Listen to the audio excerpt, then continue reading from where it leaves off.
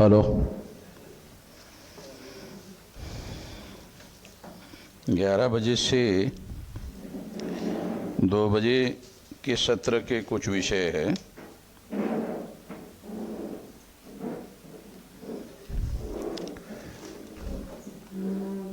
और 3 बजे से 5:30 बजे के सत्र के कुछ विषय है। इन विषयों के संबंध में कुछ बातें आप लोगों को मालूम होना चाहिए, इसलिए कुछ बातें मैं आप लोगों को बताना चाहता हूँ। तो ज़्यादा विस्तार से बताए बगैर कुछ मोटी बातें जो बहुत ज़्यादा इम्पोर्टेंट है। सबसे पहले तो एससी, एसटी, ओबीसी ये लोग हिंदू नहीं हैं। पहली बात तो ये हम लोगों को समझना होगा। एससी, एसटी, ओबीसी हिंदू नहीं है।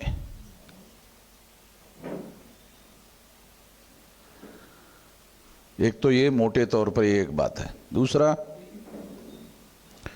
हिंदू होना और हिंदू धर्मी होना ये भी एक अलग बात है। हिंदू होना अलग बात है, हिंदू धर्मी होना अलग बात है।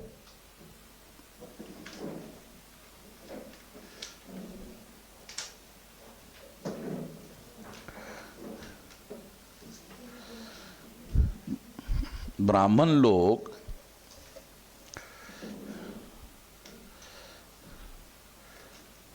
अपना वर्चस्व बनाए रखने के लिए ब्राह्मणों ने खुद ही वर्ण व्यवस्था बनाई और खुद ही अपने को ब्राह्मण घोषित किया। डीएनए के अनुसार ब्राह्मण तो विदेशी है, और जब वो विदेशी है तो ब्राह्मण बनने के पहले ये भी एक इतिहास का अध्ययन करना जरूरी है कि वर्ण व्यवस्था में वो ब्राह्मण है। वर्ण व्यवस्था की कल्पना करो कि वर्ण व्यवस्था है नहीं है, है नहीं, तो वो कौन है? वर्ण व्यवस्था में यूरेशियन ब्राह्मण है। यूरेशियन लोग जो है वो ब्राह्मण है।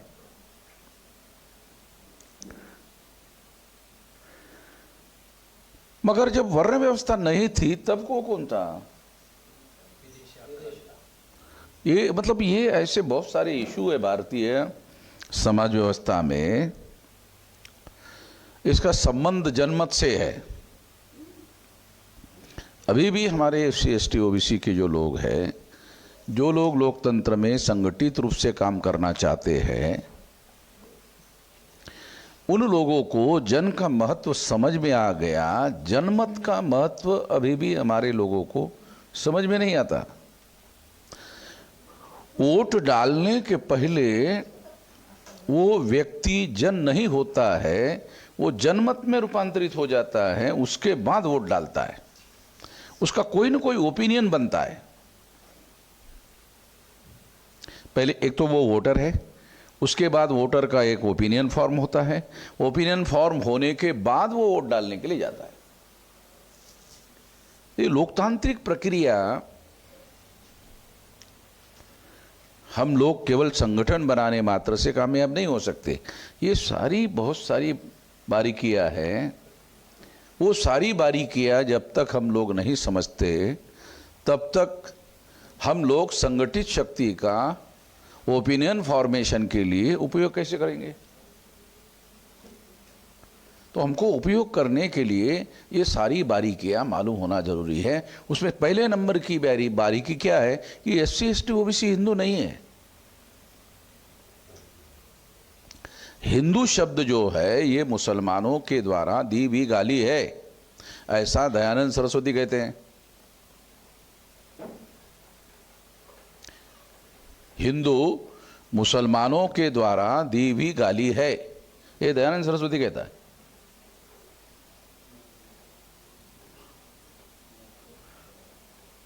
तो इसका मतलब वो हिंदू शब्द का विरोधी है। दयानंद सरस्वती हिंदू शब्द का विरोधी है।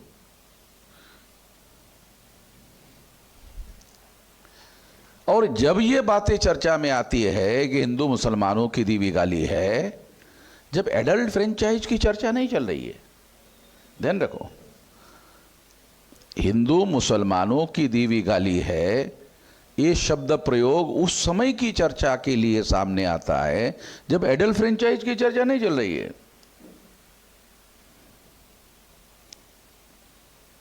एडल्ट फ्रेंचाइज 20वीं शताब्दी की बात है, प्रौढ़ मताधिकार की जो बात है, एडल्ट फ्रेंचाइज प्रौढ़ मताधिकार की बात है। जब यहां आंदोलन शुरू हुआ 1885 के बाद, और भारत के शासन व्यवस्था में जब ब्राह्मणों को ऐसा लगा कि हम लोगों को डायरेक्ट आज़ादी नहीं मिल सकती, आज़ादी का आंदोलन चलाएंगे तो अंग्रेज़ों के विरोध में डायरेक्ट कन्फ्रंटेशन करना पड़ेगा। ब्राह्मण इस कन्फ्रंटेशन के लिए राजी नहीं थे, या अपने आप को वो इतना तैयार नहीं मानते थे। उसका एक कारण ये था कि वो खुद ही अल्पसंख्यक थे, 3.5% थे, और ब्राह्मणों की हमेशा ये आदत रही है कि वो जो भी रूलिंग रहेगा उसके साथ रहते थे।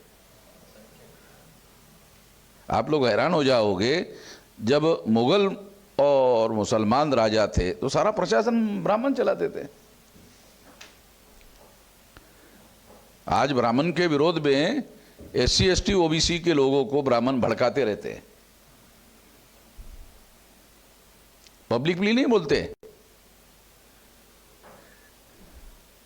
पब्लिकली नहीं बोलते, मगर बस्तियों में जाओ बहुत वल्गर बातें करते हैं मुसलमानों के विरोध में, बहुत ज़्यादा बातें करते हैं। तो इसके पीछे मुसलमानों को हिंदू बनाने का मामला होता है।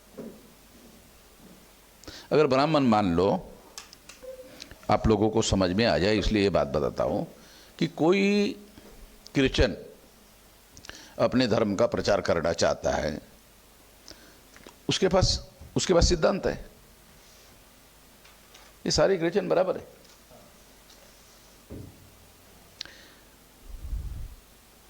कोई मुसलमान अगर वो अपने धर्म का प्रचार करना चाहता है तो वो कहता है कि अल्लाह ताला के सामने सभी समान है।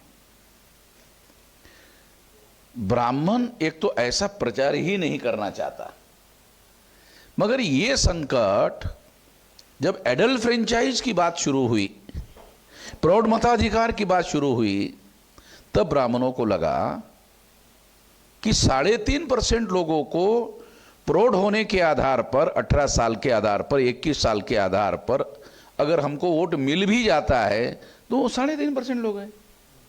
अगर ब्राह्मणों को प्रौढ़ मताधिकार का अधिकार मिल भी जाता है तो 3.5% ही है। 3.5% वोट के आधार पर ग्राम पंचायत में पंच भी चुनकर नहीं लाया जा सकता, तो सरपंच बनाने का सवाल नहीं है। तो ब्राह्मणों ने सोचा कि बहुसंख्यांक लोग जब तक ब्राह्मणों के समर्थन में नहीं आते तब तक बहुसंख्यक लोगों के नेता हम नहीं बन सकते। तो इसलिए हिंदू शब्द का उन्होंने उपयोग और प्रयोग करना शुरू किया। तब उनको लगा कि फिर तो हिंदू धर्म के सिद्धांत समझाना पड़ेगा। तो हिंदू धर्म के सिद्धांत क्या है? वर्ण व्यवस्था। बहुसंख्यक लोग कौन है? शूद्र है। शूद्र कौन है आज के तारीख में? ओबीसी है। अगर ब्राह्मण ओबीसी के पास जाकर ये समझाता है कि तुम शूद्र हो, तुम ओबीसी हो, तो जूते से मारेगा ना, है? वो तो जूते से मारेगा। मतलब संगठित करने के लिए जाएगा, वो बोलेगा तुम शूद्र हो तो मारेगा। तो संगठित होने की तो मामला अलग ही रहेगा और दूसरा झगड़ा खड़ा हो जाएगा। इसलिए ब्राह्मणों ने ये प्लान बनाया कि इनको इग्नोरेंस में भी रखा जाए और इनको हिंदू भी बनाया जाए, एक साथ दो काम किया जाए। तो क्या तरीका हो? इनको इग्नोरेंस में भी रखा जाए और इनको हिंदू भी बनाया जाए। एक साथ दो काम कैसे हो सकते हैं? इसके लिए फसादात शुरू हुए, इसके लिए फसाद शुरू हुए। और अभी भी आज के तारीख में भी जो दिल्ली में एक सर्वे आया था, 97% पत्रकार ब्राह्मण है। तो वो सारी जो खबरें कवर करते हैं, वो चाहे तो ये खबरें बना सकते थे, वर्ण व्यवस्था अब जरूरी नहीं है, आरएसएस के लोग बोल रहे हैं, सरसंघ चालक बोल रहे हैं, ये पुराने हमारे पुरखों ने गलती की है। कोई ब्राह्मण पत्रकार प्रोपेगेंडा कर रहा है इसका, इसके विरोध में कोई अभियान चला रहा है, इसको खत्म करने का कोई अभियान आरएसएस के द्वारा शुरू हुआ है? आरएसएस के लोगों ने, सरसंघ चालक ने जो बयान दिया, इसका रिजोल्यूशन तक आरएसएस में पास नहीं हुआ कागज पर। करने धरने की तो छोड़ो, एक करने धरने की बात छोड़ो, आरएसएस के सेंट्रल कमेटी में इसका रिजोल्यूशन तक पास नहीं है कागज में। यानी वो कितने गंभीर है इस मुद्दे पर।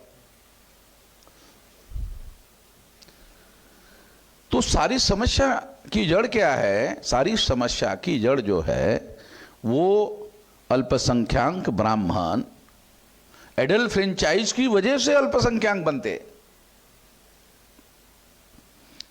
तो ब्राह्मणों ने ये प्लान बनाया कि हम लोग बहुसंख्यक भी बनना चाहिए, हमारी संख्या ज़्यादा भी होनी चाहिए, और ब्राह्मणों की आइडेंटिटी भी एडिटिव रहनी चाहिए। तो आज आप देखेंगे कि एससी एसटी ओबीसी के लोगों को अगर हिंदू धर्म के सिद्धांत समझाने के लिए ब्राह्मण गया तो क्या समझाएगा? हमारे धर्म की वजह से आप लोग अछूत बने हैं, हम लोगों ने ही आप लोगों को बनाया। हमारा धर्म इतना श्रेष्ठ है कि हमने आपको चुने लायक भी नहीं समझा है, और इसके आधार पर हम लोग और हमारा धर्म श्रेष्ठ है। आदिवासियों में जाकर बोलेगा कि भी आप लोगों को तो हमने सिविल सोसाइटी में रहने भी नहीं दिया, आप लोगों को हम लोगों ने आपको उपकार करके आपको जंगलों में, ताकि आपको अच्छी प्रदूषण विरहित ऑक्सीजन मिलता रहे।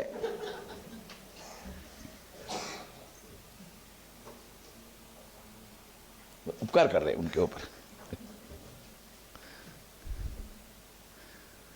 बैकवर्ड क्लास के लोगों को जाकर बोलेंगे भी आप लोगों को हमने शूद्र बनाया। क्यों बनाया? क्योंकि आप ब्राह्मण बन नहीं सकते थे, आप लोग मारकाट करने का काम नहीं कर सकते थे, इसलिए क्षत्रिय भी नहीं बनाया। धंधा व्यवसाय करने के लिए पैसा संभालना पड़ता है, ये काम दिमाग रखने वाले लोगों का है, ये भी काम आप नहीं कर सकते थे, इसलिए हमने आपको शूद्र बनाया कि कुछ तो बनाया कि आप लोगों का कोई सामाजिक स्टेटस हो। अछूतों से हमने आपको ऊपर रखा, आप ऊपर है, चाहे आप ब्राह्मण के नीचे है, मगर आप शेड्यूल कास्ट के, शेड्यूल ट्राइब के, नॉमिडिक टाइप के 3 सामाजिक समूहों के ऊपर है।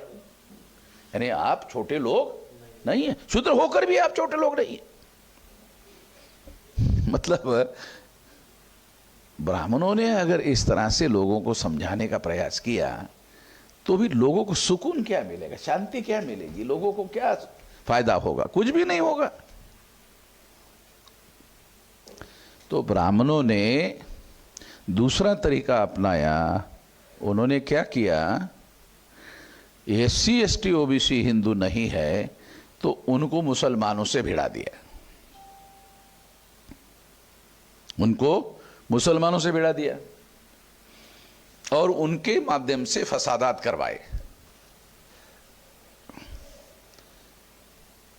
फसादात करने की वजह अलग रही थी, मगर अखबार में खबरें कुछ और चलती थी, और अखबार में छप कर आता था हिंदू मुसलमान का फसाद होता था एससी एसटी ओबीसी वर्सेस मुसलमान का, मगर अखबार में छप कर आता था हिंदू मुसलमान का। तो फिर लोगों को, एससी एसटी ओबीसी के लोगों को लगता था शायद हम हिंदू हैं।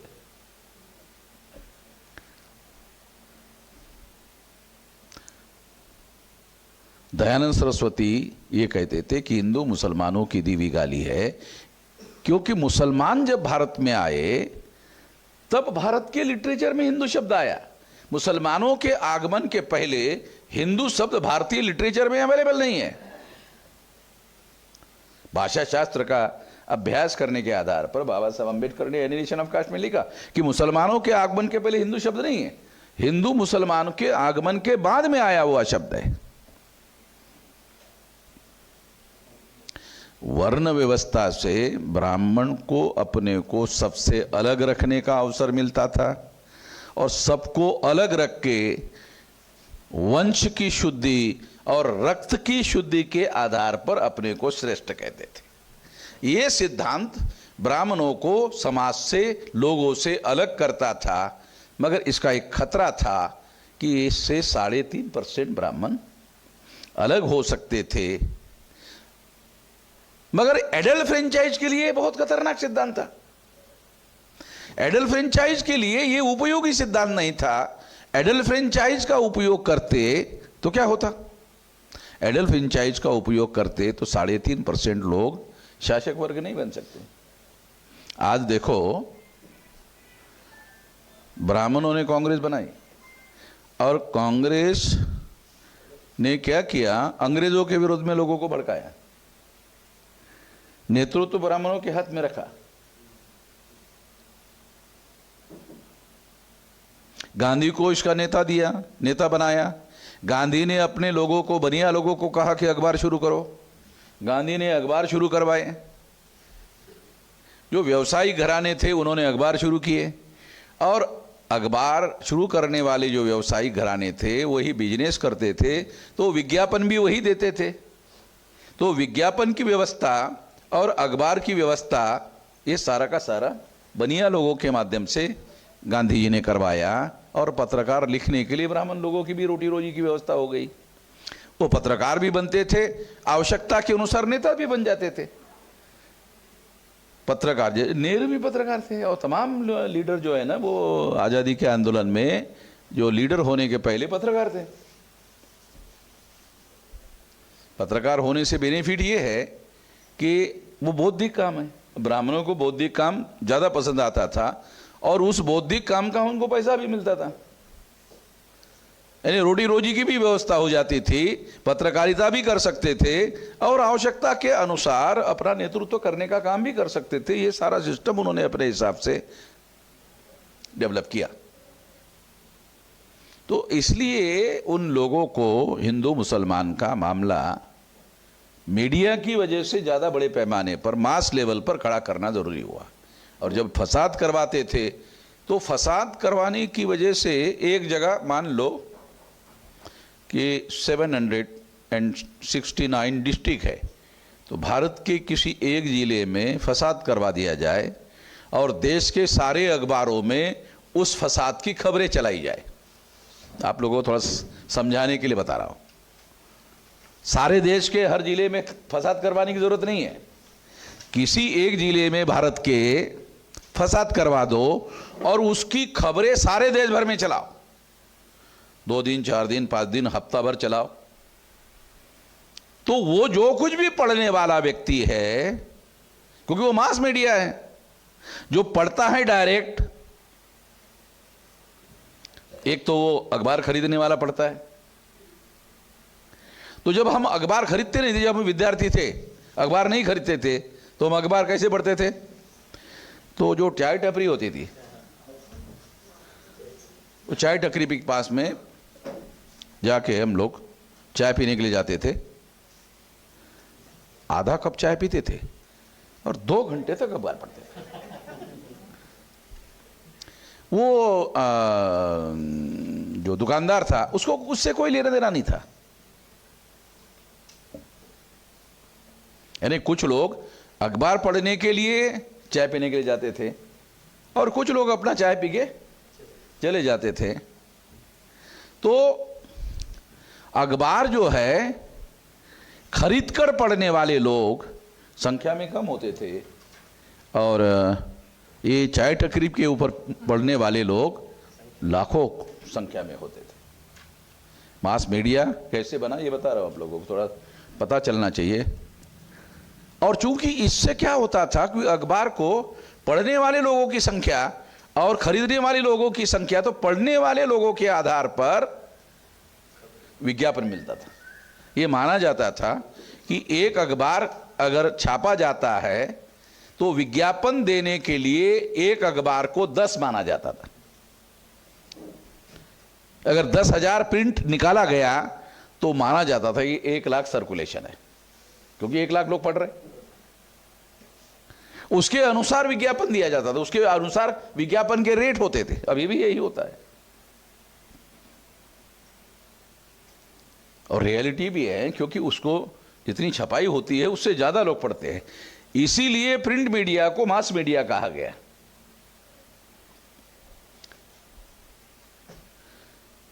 तो ये प्रिंट मीडिया, उसके बाद आया इलेक्ट्रॉनिक मीडिया, टीवी पर आ गया। उसके बाद आया ना टीवी। अभी तो उससे आगे सोशल मीडिया आ गया।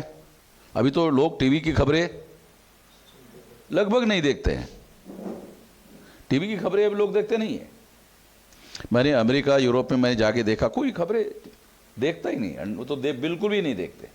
किसी के घर में मैं गया, जिसके घर में मैं इधर रुकता था लंदन में, उसको मैं दूसरे दिन उठा सवेरे, मैंने कहा अरे अखबार, हाँ अखबार का कोई सिस्टम नहीं है लंदन में, अखबार का कोई सिस्टम नहीं। उसके घर में मैंने अखबार मांगा पढ़ने के लिए, बोले नहीं यहाँ को अखबार का कोई सिस्टम नहीं है।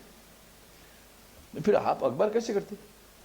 तो बोलते कि ये हमारा टीवी है, ये हमारा कंप्यूटर है, या मोबाइल है, इसके ऊपर वो अपना खबरें लेते हैं। तो यूरोपियन एरिया में ये बहुत पहले ही आउट हो गया। दूसरा, अमेरिका में आप लोग सुनकर हैरान हो जाओगे, अमेरिका में अखबार पढ़ना ये फालतू लोगों का काम मानते हैं, कि जिनके पास कोई काम धाम नहीं है। हाँ, कोई काम धाम नहीं है। तो वहाँ तो सवेरे से, मतलब अमेरिका में संपत्ति पैदा करना, अमेरिका सबसे ज़्यादा अमीर क्यों है? मैं जब अमेरिका में जाने के लिए वहाँ का वो वीज़ा मांगा, तो उन्होंने पूछा आप काम क्या करते हो? मैं तो पत्रकार था। तो इनकम कितना है? मैंने कहा इनकम, वो रिजेक्ट कर दिया। मेरे को अमेरिका में पहले वीजा देने से भी मना करे, फालतू आदमी है। था इसके आने का कोई मीनिंग नहीं है, क्योंकि ये संपत्ति में अमेरिका में आने के बाद कोई ऐड करने का काम नहीं करने वाला। ये उल्टा हमारे अमेरिका के लोगों को खाए पिएगा, खर्चा करेगा, फिर चला जाएगा। रिजेक्ट कर दिया था 2-3 बार, तो इंग्लैंड का रिजेक्ट किया था।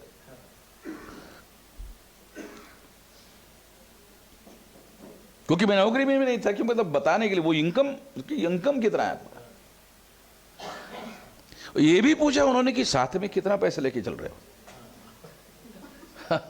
साथ में कितना पैसा लेके चल रहे हो? तो उससे उनका माइंड रिफ्लेक्ट होता था कि ये ऐसे खाली आता रहा है कि अच्छा। मैं वहां साथ में पैसा लेकर जाने का भी कोई मुद्दा नहीं था, क्योंकि वो लोग मुझे बुला रहे थे। उन लोगों ने मुझे टिकट भेजा, टिकट खरीदने का भी काम मैंने नहीं किया। यहां से जब मैं उतरूंगा एयरपोर्ट पर, तो वो मुझे लेने के लिए आएंगे, अपने घर में लेके जाएंगे, खाने पीने की सारी व्यवस्था करेंगे, यानी मुझे पैसे की जरूरत ही नहीं है।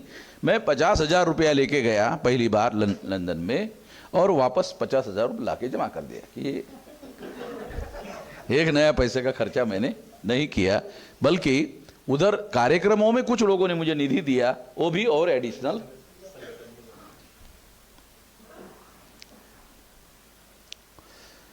तो अमेरिका में और यूरोप में संपत्ति निर्माण करने का मुद्दा जो है बहुत इंपॉर्टेंट है। तो हमारे यहाँ तो एक आदमी कमाता है और कम से कम 4 या 5 लोग एवरेज डिपेंडेंट है। इंडिया के जो व्यवस्था, पाकिस्तान, इंडिया, ये साउथ ईस्ट एशिया बोलते हैं उसको, इसमें इस तरह का सिस्टम है। वहां पर चाहे महिला हो चाहे पुरुष हो, वो दोनों कमाने वाले होने चाहिए। इंग्लैंड में, अमेरिका में हर आदमी को 10 kilometre, 15 kilometre, 20 kilometre, 25 kilometre job करने के लिए जाना पड़ता है। तो जिसको जॉब कंपनी देती है वो पहले पूछते हैं उसको कि आपके पास 4 व्हीलर गाड़ी है कि नहीं है, तो आपको जॉब देने के लिए वो तैयार नहीं होते, क्योंकि उसको 10, 15, 20, 25 किलोमीटर जाना होगा, आना होगा। तो अगर उसके पास अच्छी क्वालिफिकेशन है तो कंपनी वाले उसको लेते हैं और लेकर इमीडिएट उसको चाबी दे देते गाड़ी की, ये गाड़ी ले जाओ। डेली आना जरूरी है, वो उसकी रिक्वायरमेंट है कंपनी वाले की कि ये आदमी डेली आना चाहिए। ये नहीं बोलना चाहिए कि मुझे बस नहीं मिली, ये नहीं हुआ, वो ना हुआ। वही भारत के लोग तो अपना ऐसा बोलते रहते कि 15 मिनट की वजह से मेरी बस जो है वो मिस हो गई।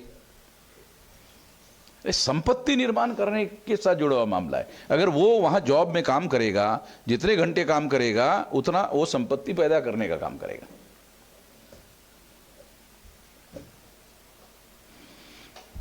इंडस्ट्रियल डेवलपमेंट ये तो अंग्रेज आने के बाद शुरू हुआ। इंडस्ट्रियल डेवलपमेंट का तो कोई आइडिया भारत में नहीं था, अंग्रेज आने के बाद में हुआ। जो सारा का सारा मामला किसानों के ऊपर है, मतलब खेती के ऊपर निर्भर था। खेती पर निर्भर रहने वाला किसान और फिर खेती करने वाला मजदूर, यही सिस्टम था। जब अंग्रेज भारत में आए उसके बाद इंडस्ट्रियल डेवलपमेंट आया।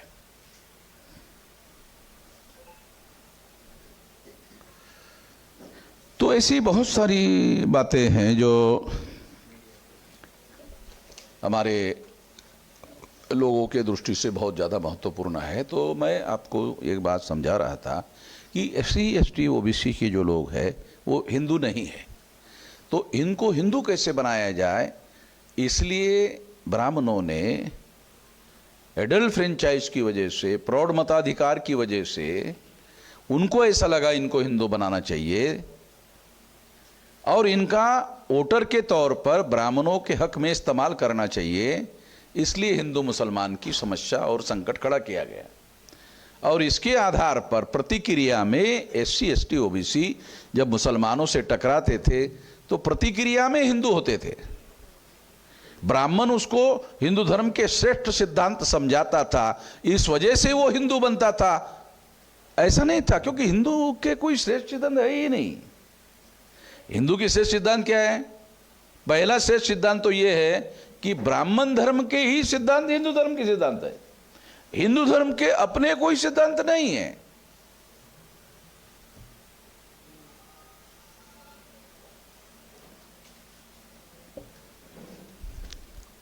तो ये जो मौलिक बातें हैं, हम लोगों को अगर मान लो ठीक से समझना है तो हिंदू SC ST OBC को एडल्ट फ्रेंचाइज की जब चर्चा शुरू हुई 1917, 18, 19 के आसपास, तो उसको रिस्ट्रिक्ट किया अंग्रेजों ने कि पढ़े लिखे लोगों को वोट का अधिकार होगा, टैक्स पेयर्स को वोट का अधिकार होगा। ये तो 1930 के बाद जब बाबा साहब आम्बेडकर ने देखा कि अरे हमारे लोग के पास संपत्ति नहीं है, वो टैक्स पेयर नहीं है, वो पढ़े लिखे नहीं है, तो हमारे लोगों को वोट का अधिकार नहीं मिलेगा। तब उन्होंने 1930 में ये मामला उठाया कि इस तरीके से तो हमारे लोगों को वोट का अधिकार ही नहीं मिलेगा। तो अंग्रेजों ने बोला कि भाई उसका उपाय क्या है।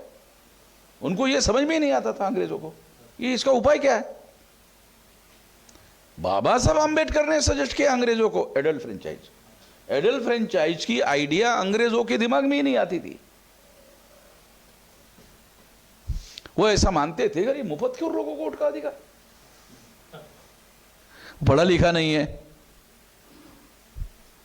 वो टैक्स दे नहीं रहा सरकार को, अगर उसको वोट का अधिकार दिया गया तो लायबिलिटी होगी। लायबिलिटी का मतलब है वो राष्ट्र के ऊपर बोझा होगा, यानी इनको संभालना होगा, इनके खाने पीने की और तमाम तरह की व्यवस्था करनी होगी, इनके एजुकेशन की, अगर दरिद्रता है तो दरिद्रता खत्म करने की सारी लायबिलिटी राष्ट्र के ऊपर आ जाएगी। तो पढ़े लिखे लोग संपत्ति निर्माण करते थे, टैक्स पेयर लोग टैक्स इसलिए पे करते थे क्योंकि वो संपत्ति निर्माण करते थे। भारत में एक आदमी संपत्ति निर्माण कर रहा है और कम से कम 4 लोग उसके ऊपर निर्भर है। सभी लोगों को रोजगार नहीं है। रोजगार की बड़ी समस्या है भारत में। प्रत्येक आदमी जब रोजगार होता है तब वो संपत्ति निर्माण करता है, तब वो देश आगे तरक्की करता है। संपत्ति जितनी ज्यादा निर्माण होती है उतना ज्यादा टैक्स होता है, जितना ज्यादा टैक्स सरकार के अकाउंट में जमा होता है। अभी भारत सरकार का जो बजट है वो 50 लाख करोड़ रुपए का है। केंद्र सरकार का 50 लाख करोड़। बहुत बार हमारे लोगों को ये आंकड़ा समझ में नहीं आता, ये आंकड़ा है कितना, 50 लाख करोड़। तो हमारे लोगों को ये लाख की बात हो रही है या करोड़ की बात हो रही है, मगर ये लाख की भी बात नहीं है और ये करोड़ की भी बात नहीं है, 50 लाख करोड़। तो ये समझने के लिए थोड़ा समझाता हूं।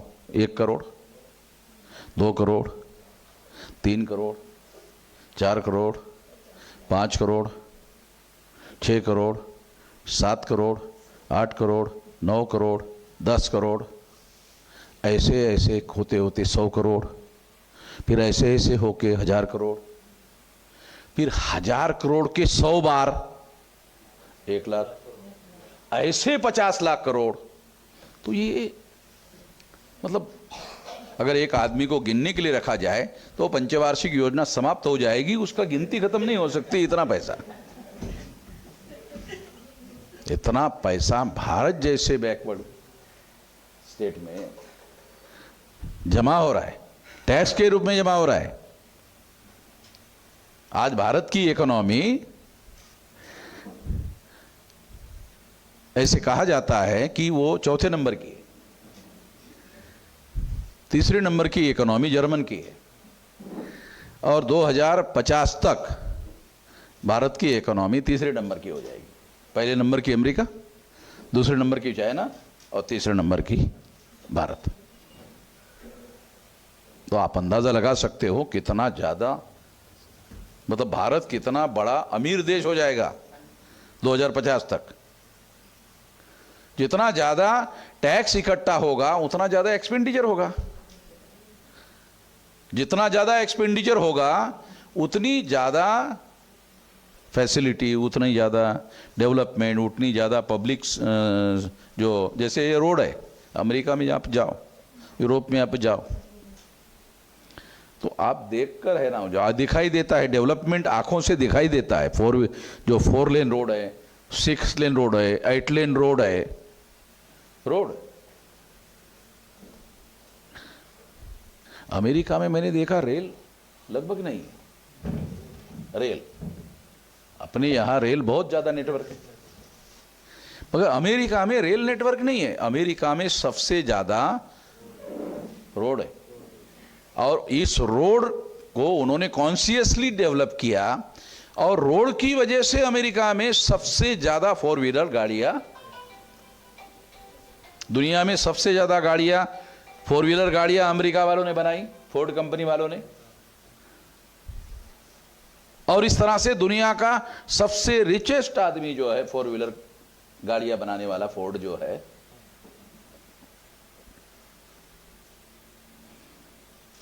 क्योंकि वहां पर हर आदमी को, मान लो 4 लोग है परिवार में, 4 लोग नौकरी कर रहे, चारों के पास गाड़ी है। एक ही घर में, एक घर में 4 गाड़ियां, 4 व्हीलर गाड़ियां, और चारों लोग जो है वो गाड़ी लेकर जा रहे हैं और पैसा कमा रहे हैं। अब देख, अभी अमेरिका ने ईरान पर हमला किया, ऐसे मिडिल ईस्ट के तमाम देशों के ऊपर, देशों में उसके मतलब सेंटर्स है जहां अमेरिका ने, अमेरिका में मिलिट्री नहीं रखी, वहां मिलिट्री रखी है। और वो जो देश है वो तेल वाले देश है, और वहां पर उस देश की कोई मिलिट्री नहीं है, सारी मिलिट्री अमेरिका की है। मिलिट्री उसकी सिक्योरिटी कर रहा है। उसके बदले में अमेरिका को क्या मिल रहा है? अमेरिका को उस देश के लोगों ने कहा कि हमारे यहां पानी पीने का नहीं है, तो आप पानी लेके आ जाओ, और हमारे यहां कुएं है तेल के।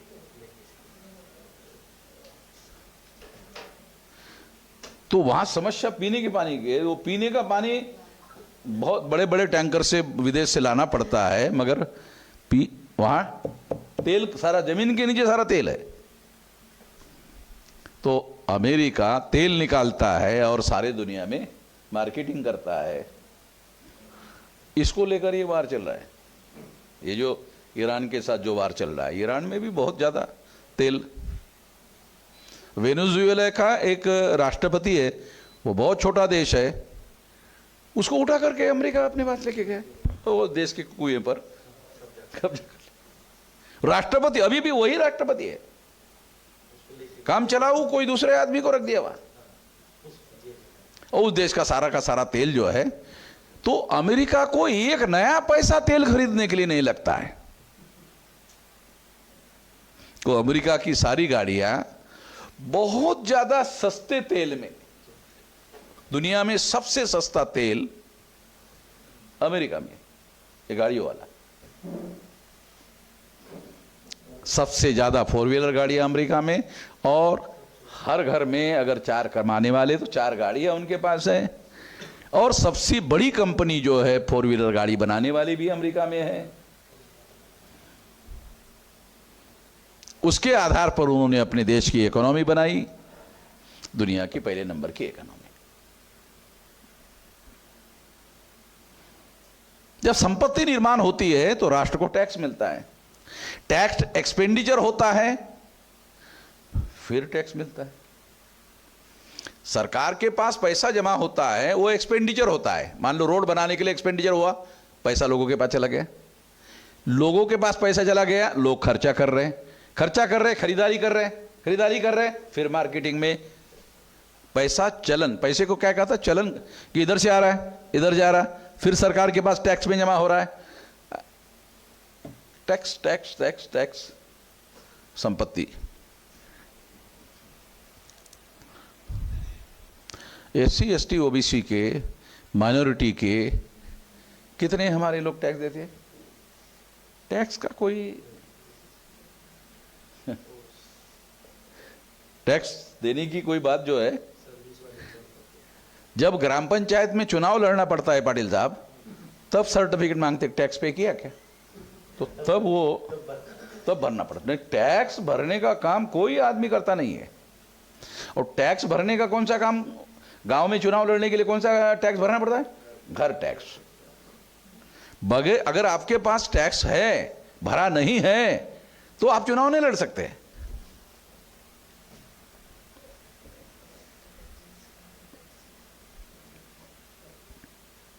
तो ऐसे ये जो मॉडर्न सारा स्वदेश गवर्निंग जो सिस्टम है, ये सारा गवर्निंग सिस्टम है सारा का सारा, जिसके बारे में हमारे लोगों को कोई ज़्यादा जानकारी नहीं है। तो ये बात हम लोगों को ठीक से समझना होगा। और एक तो ये है, दूसरा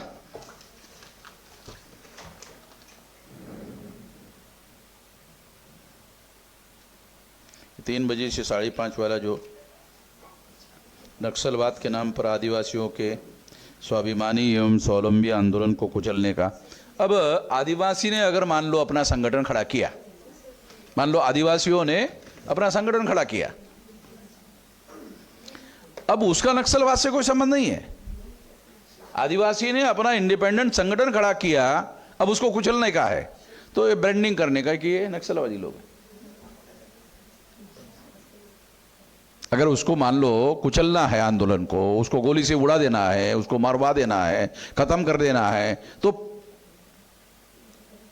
प्रचार करने का ये नक्सलवादी है।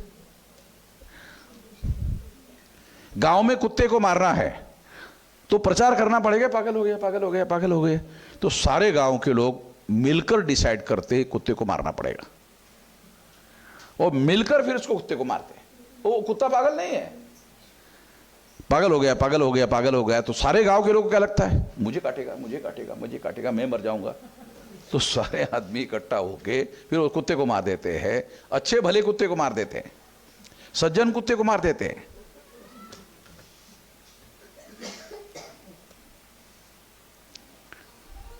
तो ये बड़ा मतलब अजीब किस्म की बातें हैं। तो आदिवासियों को नक्सलवादी कहकर उनके इंडिपेंडेंट आंदोलन को खड़े नहीं होने देना है, क्योंकि इंडिपेंडेंट, मान लो आदिवासी का तो भौगोलिक क्षेत्र है और उस भौगोलिक क्षेत्र के जमीन के नीचे बहुत मूल्यवान संपत्ति है, उसमें एरिया में तो वो लोग आने भी नहीं देंगे। उस एरिया में जाना खतरनाक है, उस एरिया में रोड डेवलपमेंट करना खतरनाक है, गाड़ियां जाना, क्योंकि उस एरिया में दूसरे पुलिस लोगों को रहना, क्योंकि वो लोग हथियारबंद है। आदिवासी के लोग अपने इलाके में हथियारबंद लोग हैं, वो उसको मरवा सकते हैं। तो उनको आदिवासियों के संगठनों को ही निर्माण नहीं होने देते, क्योंकि लोकतंत्र में अगर आदिवासियों के संगठन निर्माण हो गए तो आदिवासियों के कम से कम रिजर्व सीट पर उनकी सीटें चुनकर जाएगी। दूसरा, आदिवासी इलाके में आजाद भारत में कांग्रेस ने क्या किया कि उस इलाके में उन्होंने इंडस्ट्रियल डेवलपमेंट किया, और इंडस्ट्रियल डेवलपमेंट के लिए बाहरी लोग जो आदिवासी नहीं है, एससी है, ओबीसी है, माइनॉरिटी है, वो पढ़े लिखे है, स्किल्ड लेबर है, वो लेकर के वहां गए, उनकी बस्तियां बसाई। तो लोकतंत्र का तो जो डेमोग्राफी है, डेमोग्राफी का मतलब है लोक संख्या का, वहां का परसेंटेज, वो सारा का सारा चेंज हो जाता है। यानी जो संख्या 100% आदिवासी थी वो धीरे धीरे 60 हो गया, फिर 50 हो गया, फिर 40 हो गया। इसका परिणाम चुनाव के रिजल्ट पर आता है। ये सारा का सारा डेवलप किया गया है, योजनाबद्ध तरीके से डेवलप किया गया है। और डेवलप करके जो लोकतंत्र है, जो हम लोगों को वोट का अधिकार मिला है, उस वोट के अधिकार का भी उपयोग, वोट का अधिकार होने के बावजूद भी हमारे लोग, हमारे कैंडिडेट चुनकर नहीं आते। ये समस्या बाबा साहब आम्बेडकर ने आज़ादी के पहले जब वोट का अधिकार मिल रहा था उसी दौरान इस बात को कहा था, और इसलिए उन्होंने कहा था कि हमारे लोगों को सेपरेट इलेक्टेड मिलना चाहिए। गांधी ने इसी के विरोध में उपवास किया और जॉइंट इलेक्टेड लाया। सेपरेट इलेक्टेड का मतलब है शेड्यूल कास्ट के चुनाव क्षेत्र अलग होने चाहिए, आदिवासियों के चुनाव क्षेत्र अलग होने चाहिए, उसमें कैंडिडेट खड़ा रहने का अधिकार शेड्यूल कास्ट के लोगों को, शेड्यूल ट्राइब के लोगों को ही होना चाहिए, दूसरे लोगों को उस चुनाव क्षेत्र में हस्तक्षेप करने का अधिकार नहीं होना चाहिए। तो उससे क्या होगा, उनके इंडिपेंडेंट कैंडिडेट चुनकर जाएंगे और वो इंडिपेंडेंट कैंडिडेट पार्लियामेंट में अपनी आवाज उठाएंगे, अपने वोटों से चुनकर जाएंगे तो अपनी आवाज उठाएंगे।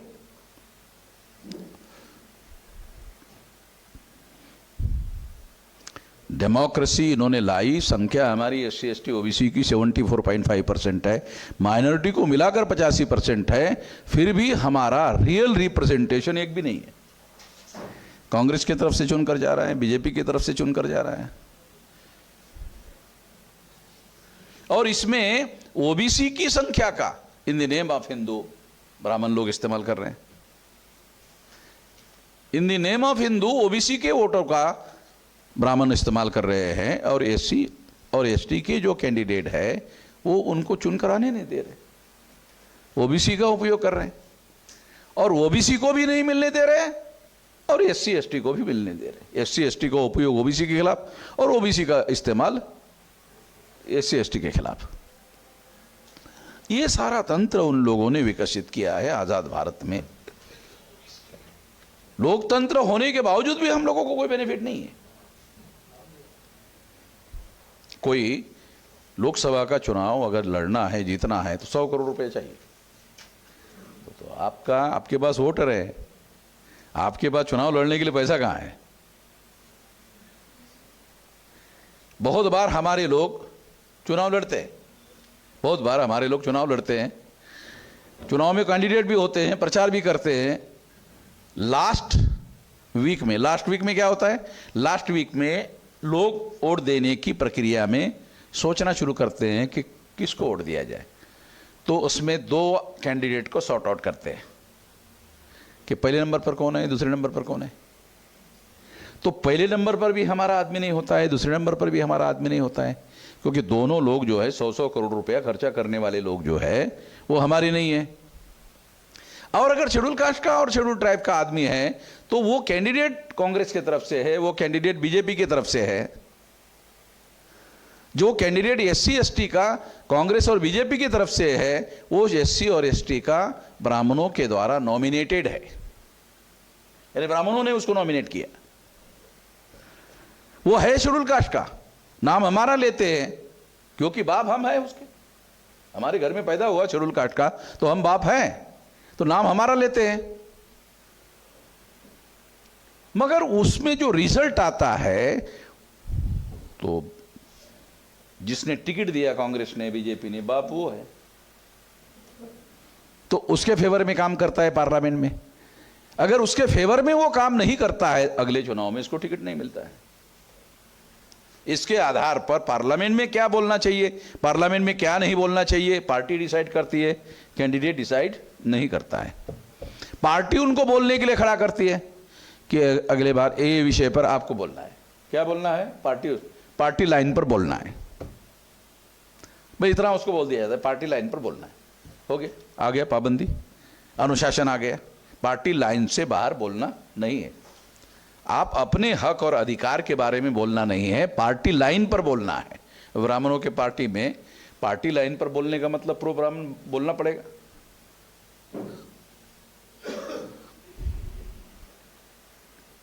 ये काम हुआ। काशीराम जी ने पार्टी बनाई, उस पार्टी को राष्ट्रीय स्तर की पार्टी बनाई। उत्तर प्रदेश में मायावती को मुख्यमंत्री बनाया और उस पार्टी को 207 सीटें चुनाव जितवा कर लाया और 4 कॉर्नर चुनाव में 30% वोट हासिल करवा के दिया काशीराम जी ने। अब करंट डेवलपमेंट अगर देखा जाए, जिस पार्टी को काशीराम जी ने 30% वोट दिलवाया, मायावती को मुख्यमंत्री बनवाया, मायावती ने उस वोट परसेंटेज को 7% तक नीचे लाया।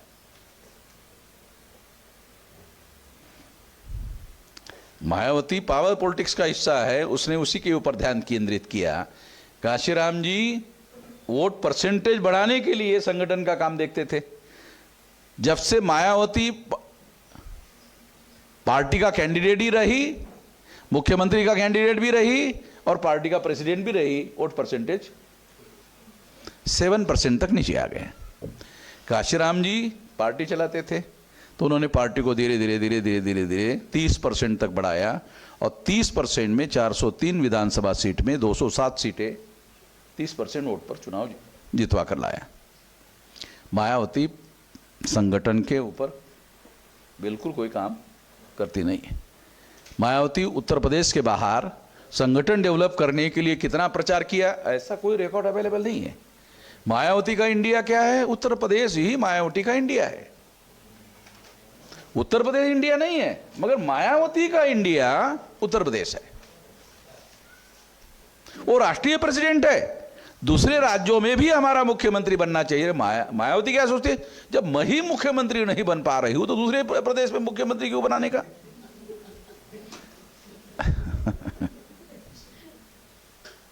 ये एक तो पार्टी प्रेसिडेंट बनने के लायक नहीं है। पार्टी प्रेसिडेंट को दूसरे लोगों को चुना कर लाने का काम करेंगे तब तो आप प्राइम मिनिस्टर के कैंडिडेट बनते हो। दूसरों को मुख्यमंत्री बनाने का काम करोगे तब तो आप प्राइम मिनिस्टर का कैंडिडेट बनते हो। तो ये जो इसमें जानकारी है, इसमें ज्ञान है। तीसरी बात, इसमें विचारधारा की बात है। तो इसमें आपको जानकारी होना जरूरी है, जानकारी का अभाव है। दूसरी, इसमें ज्ञान होना जरूरी है, ज्ञान का बहुत बड़ा अभाव है। जानकारी होना जरूरी, ज्ञान होना जरूरी और इसके बाद विचारधारा होना जरूरी। विचारधारा कोई स्टैटिक चीज थोड़ी है, विचारधारा डायनामिक चीज है। हालात जैसे जमीनी लेवल पर बदलते हैं उस तरह से विचारधारा में विकास करते रहना पड़ता है। अगर विचारधारा में निरंतर विकास करते रहने का काम आप नहीं करोगे तो आप कामयाब नहीं हो सकते। जमीनी लेवल पर परिस्थितियां बदलते रहती है और बदलते रहने वाले परिस्थिति के अनुसार विचारधारा में विकास करते रहना पड़ता है, तब जाके कामयाबी मिलती है, अन्यथा नहीं मिलती है। मैं इतनी ही बातें आप लोगों के सामने रखना चाहता हूँ। ये बहुत सारी बातें हैं जिसको जानना समझना बहुत ज़रूरी है। फैसले लेते वक्त ये सारी बातें ध्यान रखना ज़रूरी होता है। धन्यवाद।